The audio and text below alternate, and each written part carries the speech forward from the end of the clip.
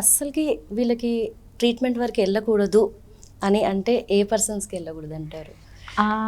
So అట్లా absolute Contra indications ఏం లేవు. యూజువల్గా హెయిర్ ట్రాన్స్ప్లాంట్ డోనర్ సరిగ్గా లేకపోతే చేయలేం.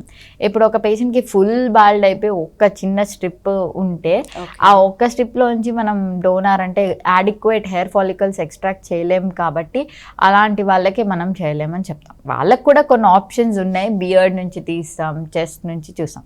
So absolute Contra indication most కామన్గా అండ్ మేము చూసిన దాంట్లో యాడిక్వేట్ డోనర్స్ లేకపోవడం వల్ల. అండ్ సెకండ్ థింగ్ ఏంటంటే సర్టన్ కండిషన్స్లో అన్స్టేబుల్ బాల్డ్నెస్ అంటే ప్రోగ్రెసివ్ బాల్డ్నెస్, ఆటోమ్యూన్ కాజెస్, ఎందుకు హెయిర్ లాస్ అవుతుందో మనం ఐడెంటిఫై చేయలేని కేసెస్లో స్టేబుల్ అయ్యేదాకా వెయిట్ చేసి అప్పుడు ప్లాన్ చేస్తాం. ఇంకొకటి, ఇప్పుడు మనం చిన్న పిల్లల నుంచి కానీ పెద్దవాళ్ళ వరకు కానీ న్యాచురల్గా హెయిర్ పెరిగితే బాగుంటుంది అని ఇంట్లో చాలా చేస్తూ ఉంటాం. మందారం ఆకు అని అవని ఇవని వాడుతూ ఉంటాము. దానివల్ల యూజ్ ఉంటుందంటారా?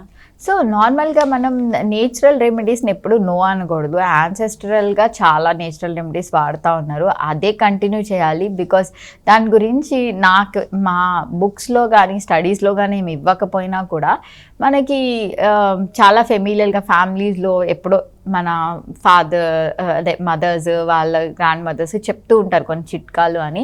అవన్నీ ఎప్పుడైనా ఫాలో అవ్వచ్చు, దానివల్ల నష్టం ఏం లేదు.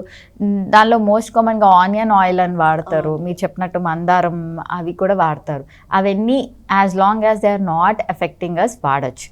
But initial signs of hair loss అంటే జుట్టు రోజు పడేదానికంటే చాలా వాల్యూమ్ ఎక్కువ పడిపోతుంది అన్న, పోనీటైల్ కానీ జుట్టు కట్టేటప్పుడు మనకు తెలుస్తుంది ఆ వాల్యూమ్ తగ్గిపోతుంది అనే ఫీచర్ వచ్చిన, ఆర్ స్కాల్ప్ కనిపిస్తూ ఉంటుంది. అంటే మన స్కాల్ప్ నార్మల్ జుట్టులోంచి కనిపించదు కాబట్టి ఆ ప్యాచెస్ కనిపిస్తూ ఉంటుంది. ఇట్లాంటివి ఉన్నప్పుడు as early as possible initial signs కనిపించినప్పుడే వెళ్తే మనకి ఈజీగా దాన్ని ప్రొటెక్ట్ చేసుకోవచ్చు ఉన్న హెయిర్ని. అప్పుడు నేచురల్గానే కొన్ని మెథడ్స్ వాడి నాన్ సర్జికల్ ట్రీట్మెంట్స్ కూడా చాలా ఉంటాయి, అవన్నీ వాడి కూడా హెయిర్ గ్రోత్ని ప్రమోట్ చేసుకోవచ్చు.